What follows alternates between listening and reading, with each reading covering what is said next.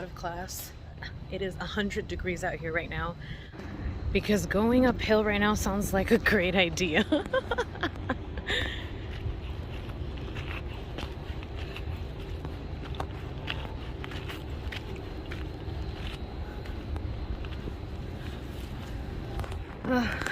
Gym's right there, we made it, and not completely out of breath. Cool. Headphones are in. I will only be showing you a very limited display of what this entire workout actually was, because it was just too difficult to try to find places to prop up my phone in order to record, and I did not bring any type of tripod-ish device, contraption, whatever you call it. So yeah, I did more than 2 exercises, but this is all I recorded. And this is a lot shorter of a video too, so just bear with me here. After this, I will be showing you a little revamp that I did with my jewelry charging bowl / charging station. This is my first time filming with a flash on my phone. Let's see how it goes. Okay, so the purpose of this video is to kind of show how I'm transitioning my jewelry charging bowl. This is where I keep my jewelry that I'm charging, my talismans, etc., etc. This is my newest piece. I don't know if I ever talked about this, but it's obsidian and it's freaking gorgeous. Need to clean it a little bit, but she is gorgeous. So what I'm gonna do is this bowl needs to be renewed. There is a lot of things in here that were used to charge. Like you see these blue apatite, I wouldn't call them chips. They're more like pebbles. This one's rather large. But these are all sprinkled all throughout. There's bay leaf. There's some other herbs. I have some selenite in here. I think I may have another piece in there. I also have added oil. That's what that neon green stuff is. There's also different types of herbs and salts in here. Let me see. There we go. So there is a lot of stuff going on in here. This style served its purpose. I am now going to be transferring it to here, and the salt will not be here. It's going to be everything else but the salt. I may add leaves and herbs here eventually, but I'm going to kind of just go based off of how I feel. And then in these pouches, I have different crystals that have been charged. Here is some loose crystal beads, carnelian in there with some other beads. So yeah.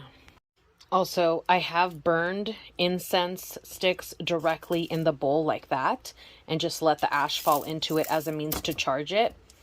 And this is already clean. It has already been smoke cleansed with this baby right here. That's dragon's blood incense cone, by the way. Okay, so this is what I have so far. I really like the way it looks here. This is what I'm left with, and I really like the energy of this. As I was sifting through it, running my fingers through it, and looking for big pieces, I realized that I don't want to get rid of any of this. So I'm going to go ahead and bottle it up in here and place it next to here, either on top or on the side. I'm not sure yet. But yeah, so I'm going to go ahead and smoke cleanse this baby. Okay, so I wanted to show you guys something real quick. There's this hard piece in the middle at the bottom. See how that's loose and this is just hard? This is representation, for me, of the negative shit that was removed from all the jewelry. Now moving on to the final setup, which is this. This is what I'm going to actually keep in this beautiful little display mirror thingamabob. And then in the glass bottle is some of what was in here. I actually realized, and should have been obvious, that all that shit was not going to fit in here. Then I decided to use this recycled High Priestess. I was going to say Bene Gesserit because that's what this represents to me. Story for another day. And then also B and J, so Bene Gesserit is just too much of a coincidence. The High Priestess candle that used to belong to my sister, I recycled it, and it holds the rest of that herb mixture down there. And then at the top, I put in the bags with the jewelry pieces and the charged crystals. So I'm on break right now. Today was the first day of hopefully the last class I have to take so that I can get my physics degree officially. I'm eating because I'm hungry, but it's just crazy to me. The class that I'm taking right now is an engineering course. It's not advanced engineering course. It's kind of like more of on the basic side, but it meets the requirements that I need to get my degree. So I'm taking it, and they're just reviewing the information that we need to have to take this class. And it's all information that I already know. The weird part though is when I was learning that information in those first physics classes, I felt so overwhelmed and so in over my head and like I didn't belong.